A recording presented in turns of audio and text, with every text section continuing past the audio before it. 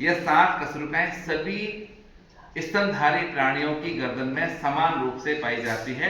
हमारी गर्दन में भी 7 है, ऊंट की गर्दन के अंदर भी 7 कशेरुकाएं ही पाई जाती है। 12 पाई जाती है हमारे वक्षीय क्षेत्र में, वक्षीय क्षेत्र यानी सीने के क्षेत्र में। फिर पेट के क्षेत्र में कितनी होती है? 5। और इसके बाद बाकी बची हुई जो होती है वो यहाँ पर अनुत्तरिक और सैक्रमी के रूप में यहाँ पर पाई जाती है। सबसे अंदर जो सबसे नीचे की होती है यह 5 और ये 4 कशेरुकाओं से मिलकर बनी होती है, जिससे यहाँ पर जॉइंट होती है।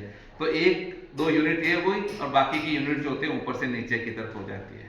इनको गिनेंगे तो 7 + 12 19 और 5 होती है। पेट वाले हिस्से में कटी क्षेत्र में कितनी हो गई? 24। तो 24 2 होती है, एक सेट ये, दूसरा सेट ये होता है। इस प्रकार से हमारे शरीर में पाई जाती है ये कशेरुकदंड। इसका कार्य होता है मेरु रज्जु की सुरक्षा करना, शरीर को सीधा रखना, सिर को धारण करना। सिर जो टिका रहता है, किस पे टिका रहता है? एटलस के ऊपर टिका हुआ है। इसी प्रकार से हमारे सीने के अंदर पाई जाती है कितनी? 12 जोड़ी पसलियां पाई जाती है। ये पसलियां पृष्ठीय भाग में जुड़ी रहती है, किससे? कशेरुकदंड से। और अग्र भाग में यहाँ पर जुड़ी होती है सीने के मध्य भाग में पाई जाने वाली प्लेट के आकार की उरोस्थि से। हमारे शरीर में 12 जोड़ी पसलियां पाई जाती है, जिसमें प्रथम 7 जोड़ी, कितनी? 7 है? ज्यादा है? 7 पक्का ध्यान है। 7 जोड़ी पसलियां जो पश्च भाग में कशेरुकदंड से और अग्र भाग में उरोस्थि से जुड़ी रहती है। 1 2 3 4 5 6 और 7 ये। तो ये जो पसलियां होती है इन्हें कहते हैं वास्तविक पसलियां कहते हैं। 8वीं 9वीं और 10वीं, 8वीं 9वीं और 10वीं, ये 3 पसलियां जो है ये पसलियां यहाँ पर आपस में फ्यूज हो गई है। 8वीं 9वीं 10वीं और ये 7वीं पसली के साथ में मिलकर उरोस्थि से जुड़ती है। इन्हें कहते हैं वर्टिब्रोकॉन्ड्रल पसलियां। और सबसे नीचे की जो 2 पसलियां हैं 1 और 2, ये अधूरी है, पीछे से कशेरुकदंड से जुड़ी हुई है, लेकिन अग्र भाग में ये स्वतंत्र है। इन्हें कहते हैं फ्लोटिंग रिब्स कहते हैं। इन्हें कहते हैं प्लावी पसलियां, क्योंकि ये हिलती रहती है। यहाँ पर बिल्कुल नीचे की पसलियां होती है हमारी, ये 2 फ्री है। ऐसा क्यों माना गया है कि ये अधूरी है? तो इसके बारे में एक अवधारणा है कि बाइबल में लिखा हुआ है कि जब आदि पुरुष की उत्पत्ति हो गई थी तो वो अकेला था, तो उसने भगवान से प्रार्थना की कि मेरे जैसा कोई और बनाओ, जिसके कारण से मैं आसानी से यहाँ पर जीवित रहूं। तो भगवान ने क्या किया? गॉड ने किया कि उसकी अंतिम 2 पसलियों से नारी की उत्पत्ति करवा ली। तो ये पसलियां अधूरी है, आज भी अधूरी है। इन्हें कहते हैं फ्लोटिंग रिब्स कहते हैं। तो टोटल इसमें 80 यानी जो अक्षीय कंकाल है, इस अक्षीय कंकाल में टोटल कितनी अस्थियां पाई जाती है? तो इसमें 80 पाई जाती है। इसके बारे में हमें अच्छी तरीके से देखना है। दूसरा होता है उपांगीय कंकाल। तो उपांगीय कंकाल में सबसे पहला आता है हमारा हाथ। इस हाथ में कौन कौन सी हड्डियां हैं? तो सबसे पहले आती है ह्यूमरस, हमारे कंधे से लेकर कोहनी के बीच में। यहाँ से कंधा है, ये कोहनी है, और ये कंधा किससे जुड़ा रहता है? यहाँ पर पाए जाने वाले श्रोणी में अंश मेखला से, अंश मेखला की ग्लिनोइड कैविटी से जुड़ा रहता है। यहाँ पर जिस प्रकार से अपने गाड़ी का जो कांच होता है साइड ग्लास, उसको अपन दाएं बाएं की कहाँ भी मोड़ लो, उसी प्रकार से यहाँ पर ये होती है ह्यूमरस होती है। ये ह्यूमरस का सिर होता है। ह्यूमरस का सिर फंसा रहता है किसमें? अंश मेखला की ग्लिनोइड कैविटी के अंदर, जिस कारण से हम अपने हाथ को दाएं बाएं कहीं पर भी आसानी से घुमा सकते हैं। ये ह्यूमरस आगे जुड़ी रहती है रेडियो अल्ना से।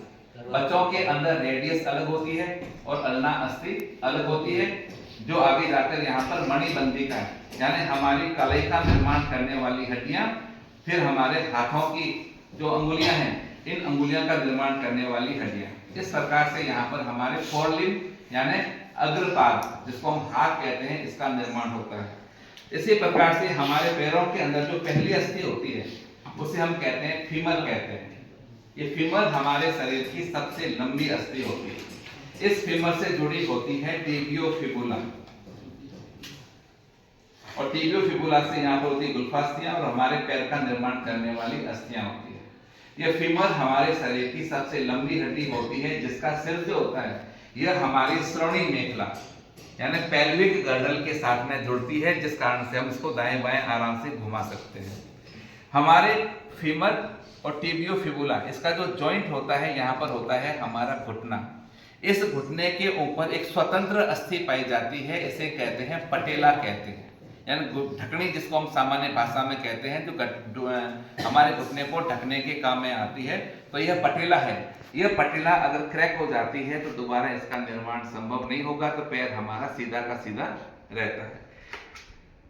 फीमर और टिबियो फिबुला के बीच में यहाँ पर जो अस्थि होती है, इसके ऊपर पाई जाती है एक विशेष प्रकार की गदिनुमा पैड पाया जाता है, जो इन दोनों हड्डियों को टच होने से रोकता है। जैसे जैसे हमारी उम्र बढ़ेगी तो यहाँ पर उपास्थि से बनी हुई कवरिंग जो पैड होता है वो धीरे धीरे खत्म हो जाता है, तो दोनों हड्डियां आपस में टच करती है तो हमारे घुटनों का दर्द प्रारंभ होता है। तो आज के टाइम में तो घुटनों के बारे में पता ही है कि आर्टिफिशियल घुटने लगाकर हम आराम से इस दर्द से छुटकारा पा सकते हैं। टिबियो फिबुला दो हड्डियों से मिलकर बनी है, बचपन में अलग अलग होती है, बड़े होने पर एक हो जाती है ताकि बच्चे के शरीर के भार को आसानी से सहन कर सके।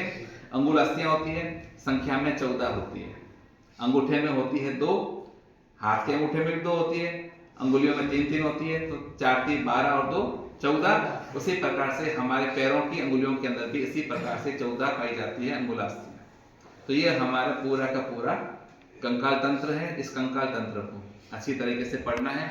जो हमारे शरीर की लंबी हड्डियां हैं, जैसे फीमर है, जैसे ह्यूमरस है, ये अंदर से खोखली होती है, इसके अंदर पाया जाता है अस्थि मज्जा।